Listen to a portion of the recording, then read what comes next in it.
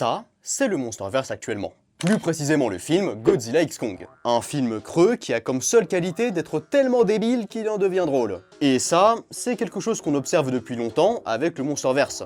Ce n'est plus l'univers sombre et sérieux qu'il était à ses débuts. Sauf qu'une certaine série qui se passe dans cet univers a voulu renouer avec cet aspect-là. Je dirais même que c'est un peu le dernier espoir du Monsterverse. Oui, je sais, c'est le titre de la vidéo, donc évidemment j'allais dire ça.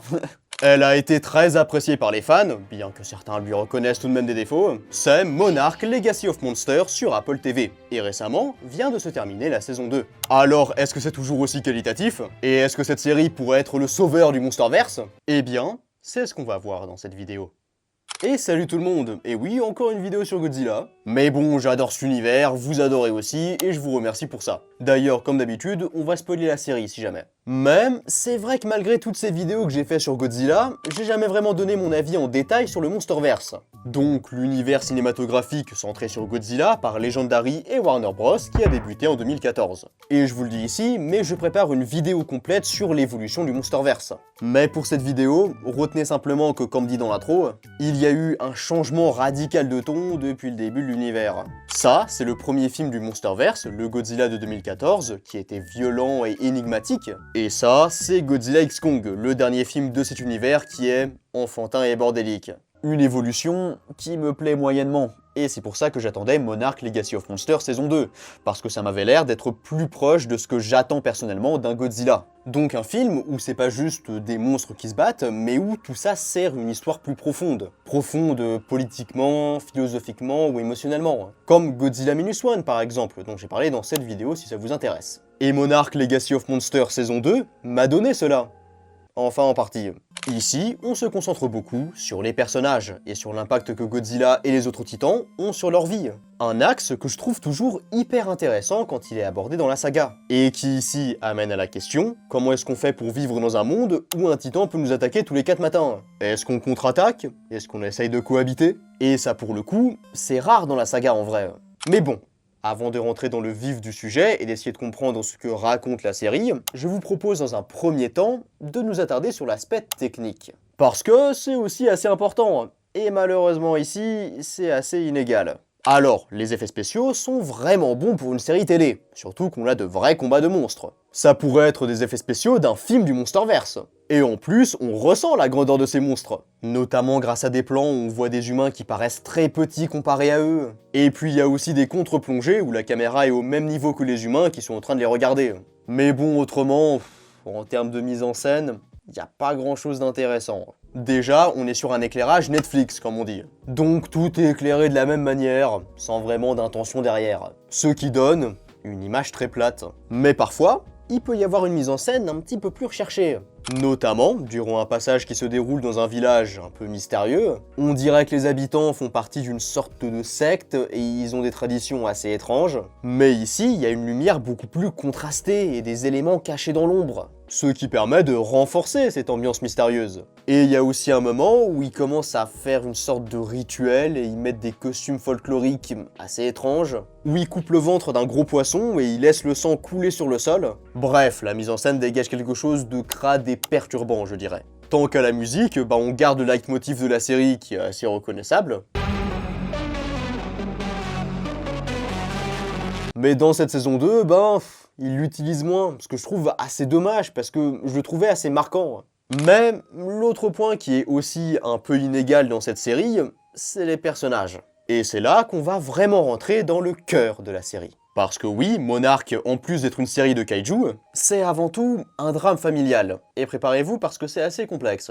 Alors la série, surtout la saison 1, alterne entre passé et présent. Dans le passé, on suit Lisho, Bill Randa et Keiko, les 3 personnes qui ont créé Monarch, une organisation qui est très importante dans le Monsterverse, qui a comme objectif d'étudier et de protéger l'humanité des titans. Même la relation entre ces personnages est plus que professionnelle. Bill et Keiko sont en couple et ont un enfant nommé Hiroshi. Sauf que Keiko est également amoureuse de Lisho, et c'est réciproque.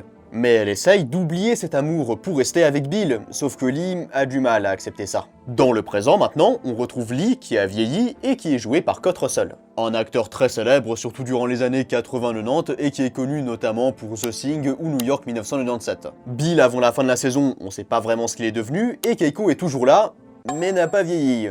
Alors, c'est dû à ce qu'ils appellent dans la série l'Axis Mundi, un univers souterrain où vivent les titans et où le temps passe plus lentement. Et Keiko, comme Lee, est restée quelque temps dans l'Axis Mundi, mais clairement plus que lui. Et une fois revenue dans le vrai monde, elle retrouve son fils, Hiroshi, qui a grandi, et elle regrette de n'avoir pas pu passer plus de temps avec lui. Surtout que durant son enfance, il s'est senti abandonné par Bill, son père. Mais nous suivons aussi les enfants de Ichiro, qui ont de l'importance. Kate et Kentaro Ronda.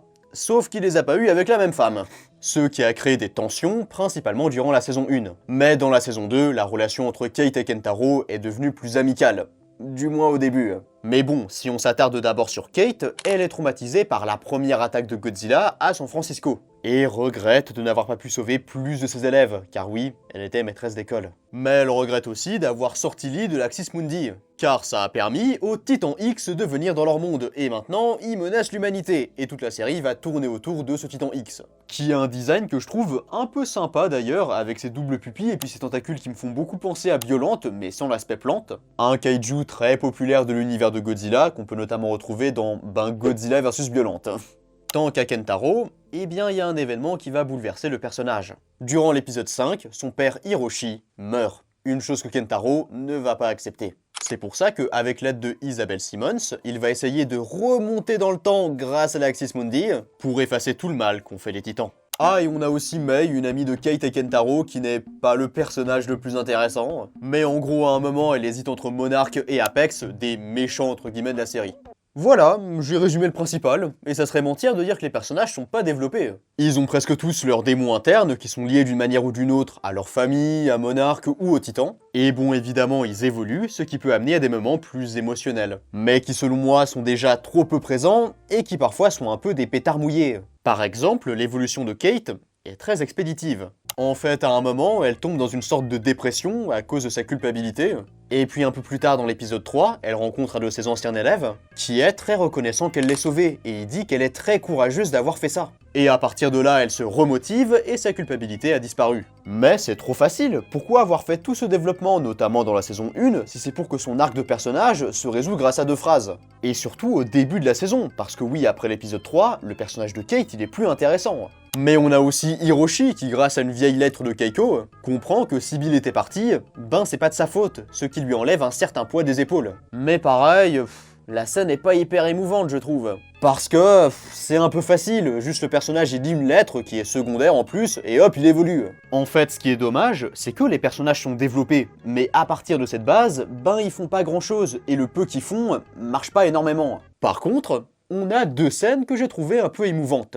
Bon, j'ai pas non plus chialé, mais on va dire que j'étais un peu plus investi émotionnellement. Et donc, premièrement, on a la mort de Ichiro. Déjà, je m'y attendais pas, tous les personnages sont vraiment dévastés par cet événement. Et on sent déjà que ça va avoir un impact sur Kentaro. Mais il y a également le passage où Lisho parle à son lui du passé grâce à l'Axis Mundi. Oui, maintenant l'Axis Mundi permet de faire ça. Et il le convainc de ne pas sauver tout de suite Keiko. Car déjà, ça risque de modifier leur présent et de provoquer quelque chose de pire, peut-être. Mais aussi parce que c'est le moment où Lee est censé dire au revoir pour de bon à Keiko et oublier son amour. Et ici, on ressent que c'est dur pour lui d'accepter ça, et ça l'affecte profondément. Et il y a aussi le jeu de Kurt Russell et de Wade Russell qui jouent le lit du passé, qui y sont pour beaucoup. Et oui, Wade Russell, c'est le fils de Kurt Russell. Tant qu'à l'arc de personnage de Kentaro, eh bien il va sûrement se terminer dans la saison 3. Mais la fin de la série, c'est juste une grosse bataille de monstres en fait. Et le climax ne se concentre pas vraiment sur les personnages. Alors que pour une série qui se concentre autant sur cet aspect-là, j'aurais aimé voir quelque chose d'un petit peu plus fort émotionnellement quand même. Bon, il y a bien un moment où il y a une sorte de fantôme du lit du passé qui apparaît grâce à l'Axis Mundi. Oui, cette série demande quand même une certaine suspension d'incrédulité.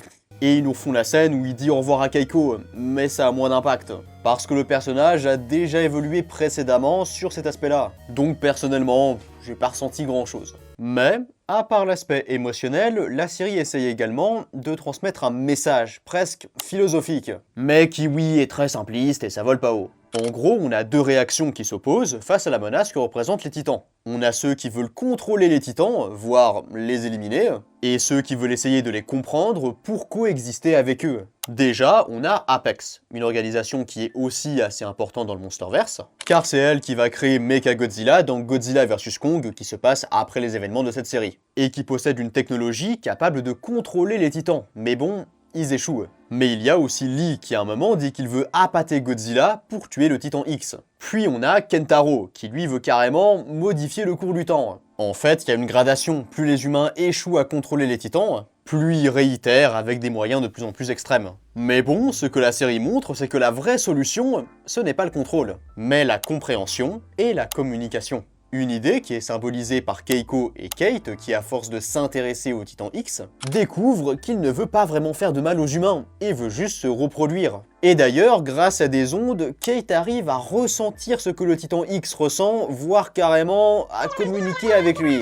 Ce qui lui permet à la fin de guider le Titan X pour qu'il retourne dans l'Axis Mundi. Bref, ce que la série essaye de montrer, c'est qu'on ne peut pas contrôler les titans, mais qu'on peut apprendre à vivre avec eux en les comprenant. Une idée qu'on retrouve souvent dans le Monsterverse, notamment dans le Godzilla de 2014. Mais avec une nuance importante. Dans le film, les titans représentent une nature incontrôlable, presque indifférente à l'humanité. Le message est clair. Nos institutions ne sont pas aussi solides qu'on le pense. Et face aux forces de la nature, on reste fondamentalement impuissant. C'est une leçon d'humilité en fait. Mais Monarch Legacy of Monsters suggère que grâce à la connaissance et à l'étude, l'humain peut anticiper, comprendre et même parfois empêcher certaines catastrophes. Alors c'est vrai qu'en étudiant et en essayant de comprendre la nature, on peut réussir à cohabiter avec elle. Mais en mettant l'humain dans une position d'égal au titan, ben ça atténue ce sentiment d'impuissance. On passe d'une nature écrasante qui nous dépasse totalement, à une nature avec laquelle on pourrait presque négocier.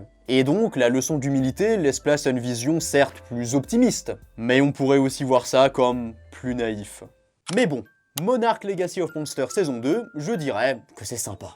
Bon, je vais pas vous mentir, la série est très inégale, on n'est clairement pas au niveau du Godzilla de 2014. Et il y a des trucs difficiles à croire et très irréalistes comme l'histoire du fantôme de Lee. Bon après, quand on connaît bien Godzilla, on peut facilement laisser passer ce genre de trucs, surtout vu ce qu'on peut voir dans le Monsterverse. Mais au moins, elle essaye d'apporter quelque chose d'un petit peu plus qualitatif et développé que Godzilla X Kong. Ça montre qu'il y a toujours la possibilité de faire quelque chose de bien avec le Monsterverse, et peut-être qu'un jour les films retourneront sur cette voie. Bon après, je pense clairement pas que ce sera le cas du prochain film Godzilla X Kong Supernova. Mais j'espère que ce sera le cas de la saison 3 de Monarch Legacy of Monsters, que j'attends avec impatience, surtout qu'on aura Rodan, on l'a pas vu depuis 2019. Mais bon, est-ce que c'est vraiment le sauveur du Monsterverse? Eh bien, je pense qu'on n'y est pas encore, même si selon moi, on est sur la bonne voie. Après, attention, même si j'aime pas la tournure qu'a pris le Monsterverse, je peux comprendre ceux qui aiment, parce qu'il y a un côté très nanardesque qui peut être drôle. Et c'est pas le premier à faire ça, il y a plein de Godzilla que je trouve très drôle à regarder. Mais ça, c'est quelque chose que je vais développer dans ma vidéo sur le Monsterverse. Alors si ça vous intéresse, vous pouvez vous abonner et activer la cloche, ça vous permettra de ne pas rater la vidéo et à moi de me soutenir. Et peut-être que cette vidéo sur l'histoire de Godzilla dans l'animation pourrait aussi vous intéresser. Je vous souhaite le meilleur, et à la prochaine.